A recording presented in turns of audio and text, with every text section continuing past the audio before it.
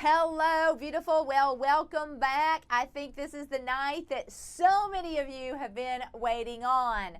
All of you who are looking to build a short-term rental portfolio empire, this is your night. We're going to be talking about how you can do just that using the very strategy that Kelton taught you when you're buying rental properties, but now you can make 2 to 3 times the amount of money when you're using short-term rentals. You can buy them the same, everything is exactly the same, but instead of it being a long-term rental, it can be a mid-term or a short-term rental. You may know that better as Airbnb, VRBO. So we're going to cover that tonight. I'm about to jump right into that, and then we are going to be talking about crushing your inner critic, because I know that by now some of you, most of you, are so excited.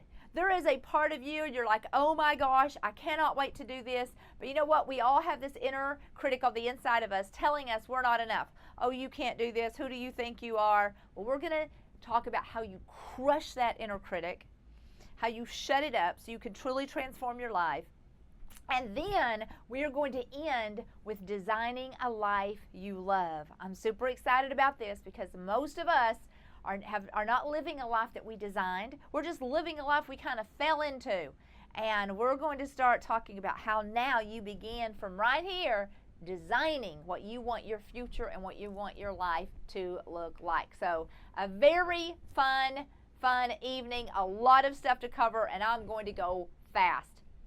So let me just ask you this. Who was blown away that you could really build a rental empire without putting 20% down every single time? Yeah, Kelton shared all the steps of being able to buy these properties, rent them out using the 80-0 rule instead of the 80-20 rule, and without any limit on how many you can buy or own. So now that you know how to find and acquire these properties, now tonight I'm going to show you how to determine which are best properties to use as a short-term rental. Just lots of little details about owning short-term rentals. So all of your questions are going to be answered. What does it really cost to have a short-term rental, to maintain one? How do you stand out from the competition? How do you keep highly rated reviews? And probably the biggest question is, how do you earn the most amount of active and passive income as possible? Active and passive income is what I like to call now and later money. Now and later money is what I call short-term rentals, because this is a passive investor's dream. You can own these properties. They are your vacation homes. They're paying for themselves and making you passive money. So you can have a property on the beach, a cabin in the mountains, anywhere you want. And you're renting it out when you're not there. It's paying all your bills, but then you and your family, friends can go enjoy it anytime you want. This is a wealth builder. So when buying rentals, and especially short-term rentals or mid-term rentals, you have the ability to create all 5 streams of wealth generation. And so this is why you've heard Kelton and I stress so heavily why owning real estate is the only way to beat inflation. Now, I think he may have went over these 5 streams of wealth generation, but I want to go over them again. Number 1 is that monthly cash flow. This is the income that you collect after you have paid out all of your expenses. So whatever is left over, that goes into your pocket. That's your monthly cash flow. And then number 2 is appreciation, the increase of a property's value over time. So you buy it at one price, and hopefully in 5 years it could be worth double that price or even triple. That is appreciation. And then loan pay down. This is that process of reducing the amount that you owe on the loan over time by making payments towards the debt. And the beautiful thing about that is your guests are actually making that payment for you. So loan pay down, every single month you owe a little bit less on that mortgage. And then number 4 is the tax benefits. This is the ability to deduct those expenses that are related to investment properties, such as property tax, property insurance, mortgage interest, management fees, and property maintenance and or repairs. All of those tax benefits are so beneficial. There's so much power in that. And then last but not least is the equity grab. This is the difference between the current value of the property and the money that you owe on the property. Remember, when we teach you to buy these properties at 70 or 80% of the ARV minus repairs, you are getting instant equity grab. And so, again, you're buying these properties and the value is greater than what you are buying that property for. So, again, now and later money, like that cash flow that you collect every single month. The later money is what you make as the property appreciates, the mortgage is paid down. This is retirement money, or properties that you pass down to your children and your children's children. That's legacy money. Okay, that's later money. That cash flow is what you can, pay a bill with or take a vacation with. But that later money is how you really, really build wealth. Okay, so let's talk about what is a short-term rental. It's a furnished home, apartment.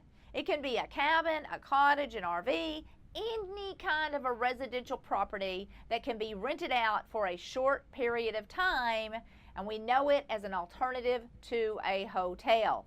Now, you can be as creative as you want to be here, because we are seeing all kinds of container homes. Tiny homes are a big thing. Glamping, that is glamorous camping, which is the only kind of camping I want to be doing.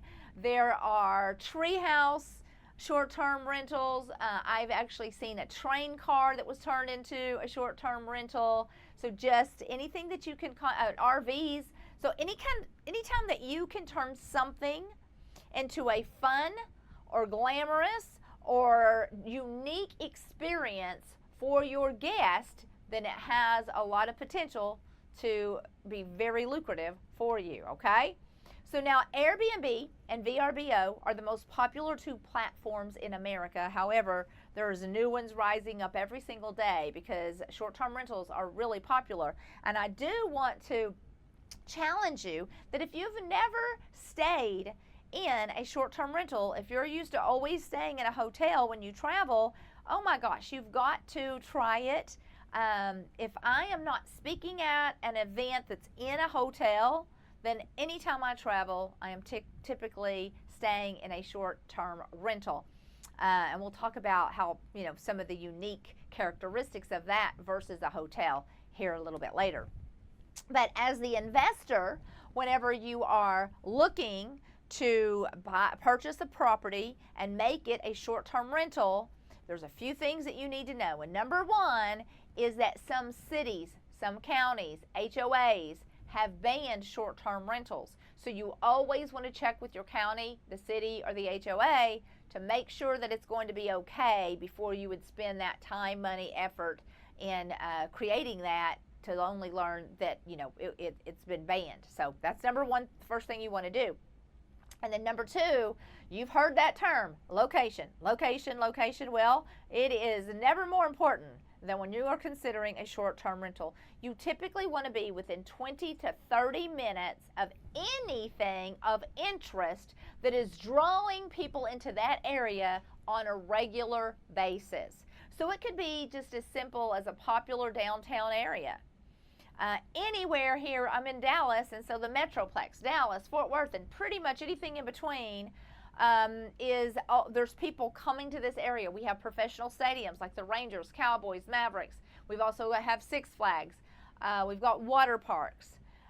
If you are anywhere near a body of water, such as an ocean, a lake, a river, any type of a resort, a winery, something that is a tourist area, heavy entertainment and or business areas, or even medical or hospital districts, those are where you want your Airbnbs or your short-term rentals. Out in the middle of nowhere, where people are not coming on a regular basis, is probably not going to be very lucrative for you, okay? So now I want to go over the expenses. These are the upfront expenses that it would cost you to start a short-term rental, okay? Obviously, the price of the property. So you've got to purchase the property. Now, we actually taught you how you can do that with very little to none of your own money if you were paying attention when Kelton taught, rentals in general, as well as the repairs and or updates after you purchase this property. Now, with the short-term rental, midterm rental, you are going to completely furnish this property out. So what we have learned is that you can typically do that with between $5,000 and $10,000. It's going to depend on, is it a 1-bedroom, 2, 3-bedroom? Is it larger? What amenities does it have? All of those things. But I just want you to be thinking you're going to completely furnish it with living room furniture. That's going to include lamps and wall decor and throw blankets and all your kitchen and dining room furniture, as well as small and large appliances, pots and pans, serving dishes, utensils, servingware, kitchen towels, everything that would be needed for someone to come in to your property and cook a few meals there.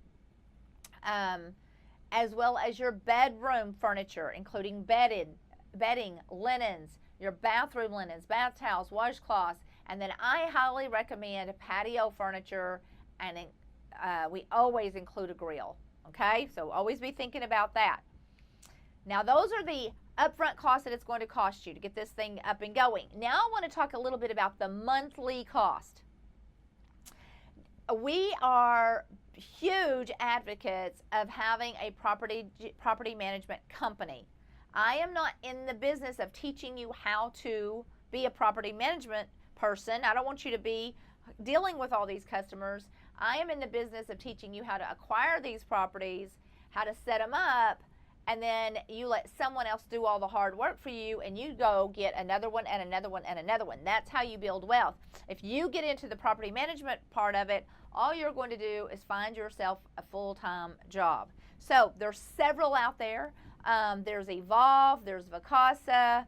Again, there's just several different kinds out there. We'll talk more about those, but they can be anywhere from 10% to all the way up to 30% of the money that comes in is going to go to your property management company, depending on what all they do for you. And we'll talk a little bit more about that later. But I want you to know that I think it is well worth what you pay them to do. So now you're going to have your property management company fee, whatever that is, whoever you decide to go with.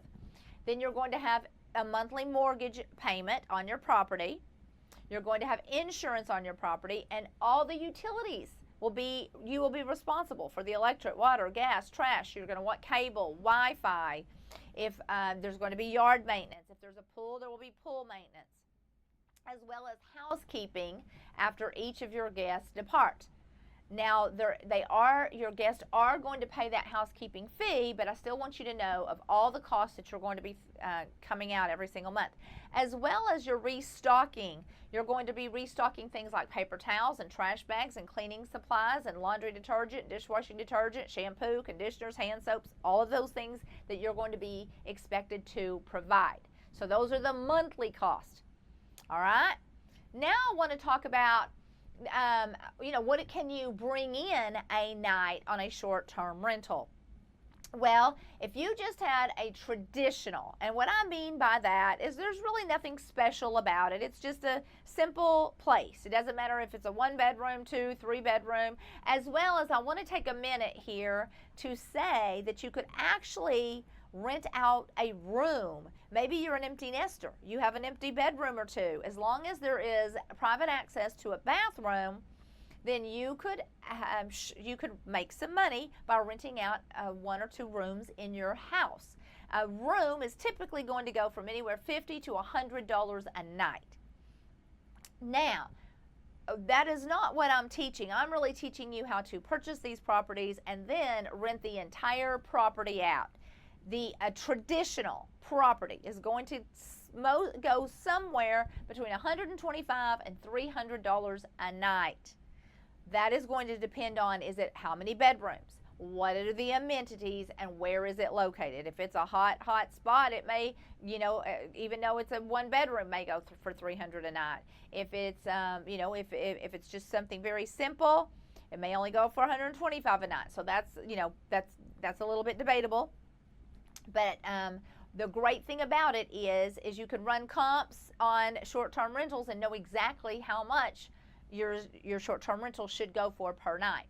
Now, one of my biggest secrets that I love to share, and what I found my expertise, is owning boutique short-term rentals. And I'm going to go into what that is a little bit in just a moment. But now that it can go from $200 to $500 a night. $200 to $500, up from that $125 to $300. And then there is luxury short-term rentals that can go from anywhere from $500 to $5,000 a night. That's going to be a very high-end property. I want to take a minute to remind you that reviews are everything when you are working with a short-term rental. So upkeep and cleanliness is so important to make sure that you get the best reviews. Now, again, I've already mentioned I have a couple secrets for you that I believe has helped us to make the most amount of money every night and keep them booked up the most amount of nights per month, which is what you want. You don't want that thing sitting empty, all right? So number one, I've already mentioned, is creating a boutique short-term rental. And how do you do that? Well, by just spending a little more money, time, energy, and effort in your design, getting this thing set up.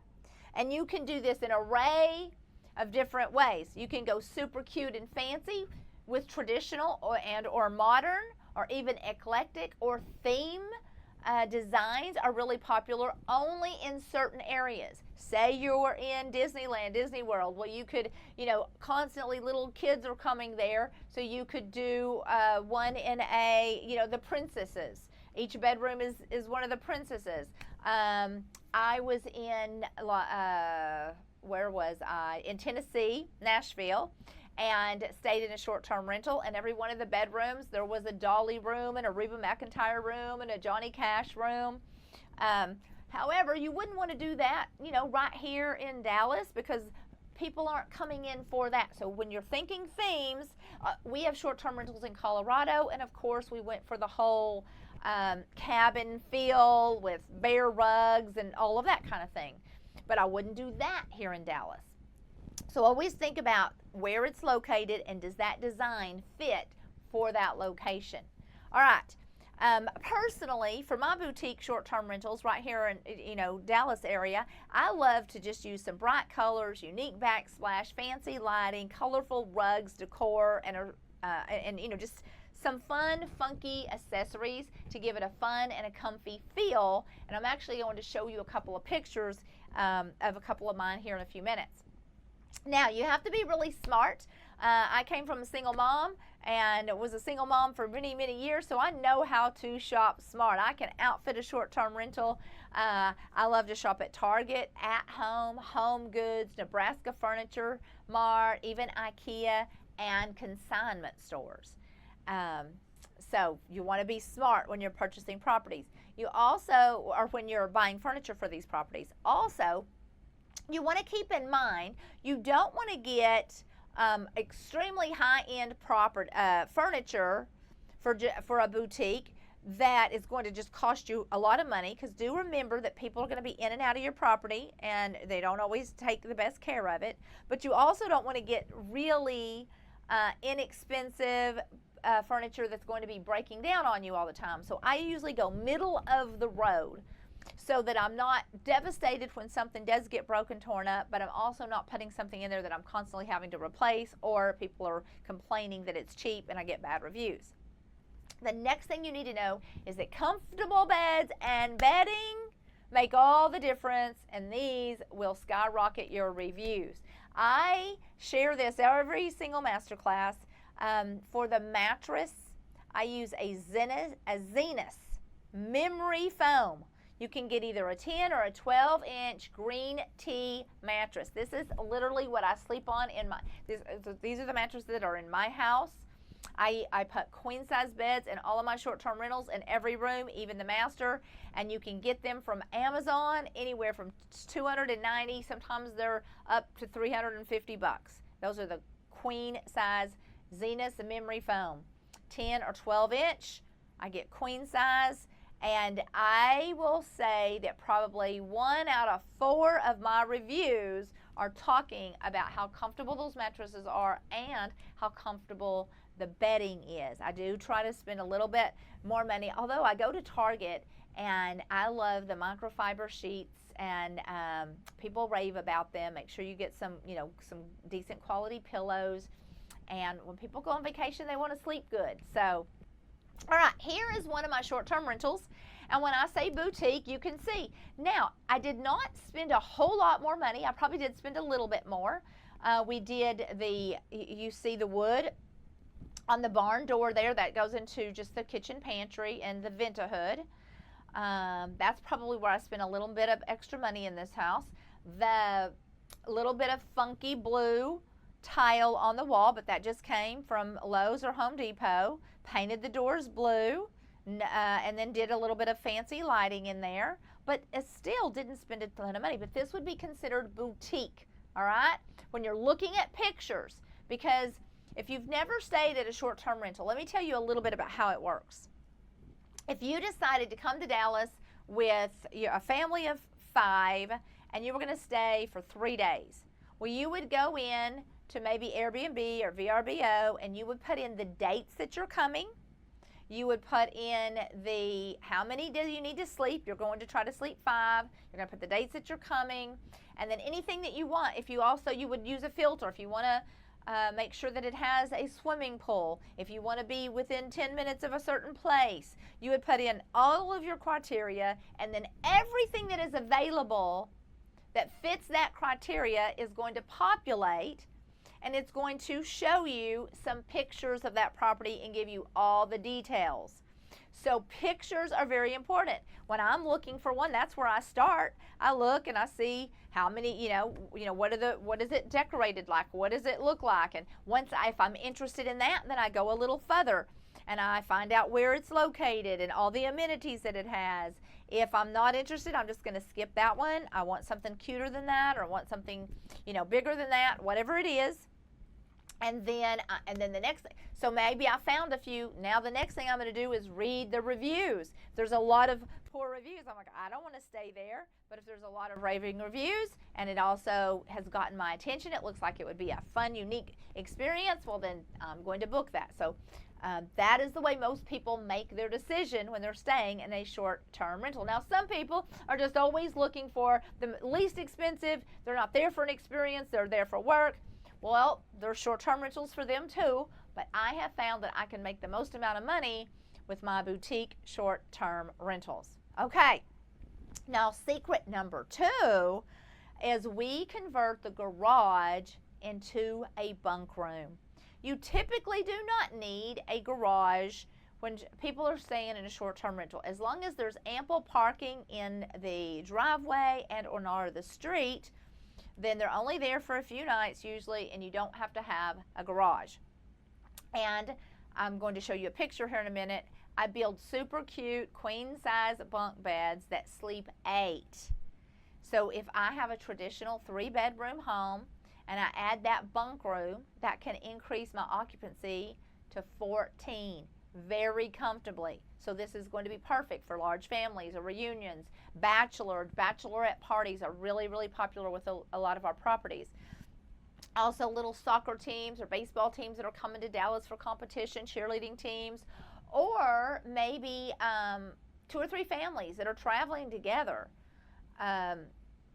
or even co-workers that are traveling together. Maybe they're going to attend a seminar or something. They can all have their own bedrooms, and that's what's great. They can, if there's kids, they can throw all the kids in the bunk rooms, and all the adults have their own room. We have a great backyard space, and so our homes but they can have a shared living and kitchen if they want to cook together and all that. So our properties can accommodate an enjoyable, comfortable atmosphere with that added benefit, like I mentioned, cooking meals together, playing games in the backyard, watching TV in the living room. So again, families and coworkers can now split that nightly rental and get a much better pricing than each family that might be paying for a separate hotel. So it can be less expensive and a more fun experience. So here is one of our bunk rooms in a short-term rental that we have. So we had our contractors come in and build that. We love to do the gaming chairs, and then we have a gaming system over here on the wall.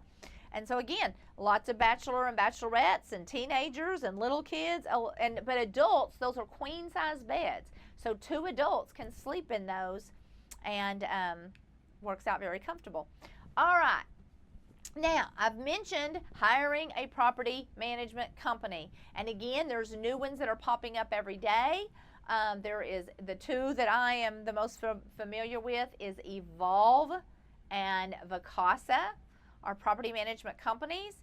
And they take anywhere from 10 to 20 to 30%. You would have to have a phone call off the top of each stay. However, they handle all the marketing, and so they would advertise. Once your property is ready to go, you're going to have an onboarding session with them, and then they are going to place your short-term rental on all of the platforms, on Airbnb and VRBO and Flipkey and HomeAway and Booking.com and Second Address and any new ones that are coming up. They are going to market your property, and they're going to send out someone to take professional pictures. They're going to do a wonderful write-up sharing all of the wonderful qualities and amenities of your property. And then they are going to handle all the bookings. They're going to collect the rents, they're going to deduct their fee, and then they're going to directly deposit your portion right into your bank account. They also, depending on which company you go with, my company contacts my housekeeper. I find a housekeeper. I give them my housekeeper's information, and they deal with the contractor. They are sending them a text and an email, letting them know how many guests are coming, when they're coming, when they're leaving, and they deal with all of that each time a guest schedules or cancels, as well as they handle all the questions, complaints, cancellations, and refunds. Just notifying me if there's, if they can't answer something, that's when I get a phone call.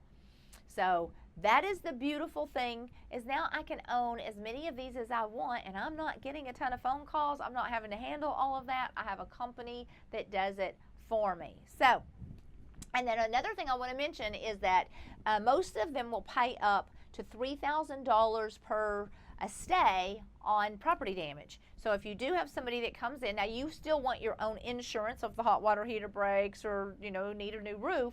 However, when your guest is paying, they're paying an insurance portion that the property management company will take care of. So if they do break a chair or break a window or something goes missing, you can take pictures, send that in to your property management company, and they will pay you out up to $3,000. So now let's talk about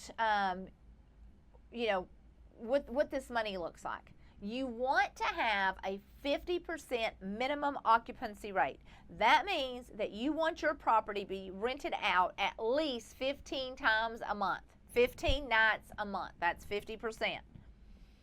Now, if it goes for $300 a night, one of mine was going for about $300 a night, so 300 times 15 is $4,500 a month. That's minimum. That's it. Now this is minus, that is before expenses, remember, because I shared with you what those costs are, so that's not cash flow by any means. However, that same property would rent out as a traditional short-term rental at about $1,550 a month. And I can make $4,500 a month minimum if it's renting out, 20 days, 25. Sometimes somebody will rent it for the whole month. It's going to be more. I've had a record month on that property at $7,700 is the most amount of money I made in 1 month on that property. Now, I have another one that goes for $350 a night. So $350 times 15 would be a minimum of $55,250. Of course, you got to minus your expenses. I've had a record month on that one that was $8,100. That is exciting. That same property, if I was just going to make it a traditional rental, is about $1,750 a month. So you can see how you can make double, triple amount on these short-term rentals. Now, I'm not going to go into mid-term rentals, but I'm just going to mention it here.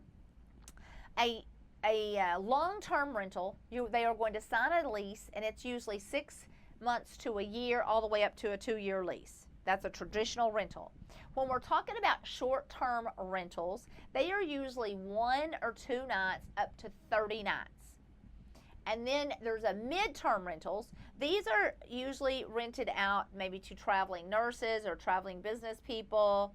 And those are going to go for 30 days up to 6 months. And again, you charge a much higher rate, and it's completely furnished just like a short-term rental. So, is this exciting? Now, a few little tips that I always love to share.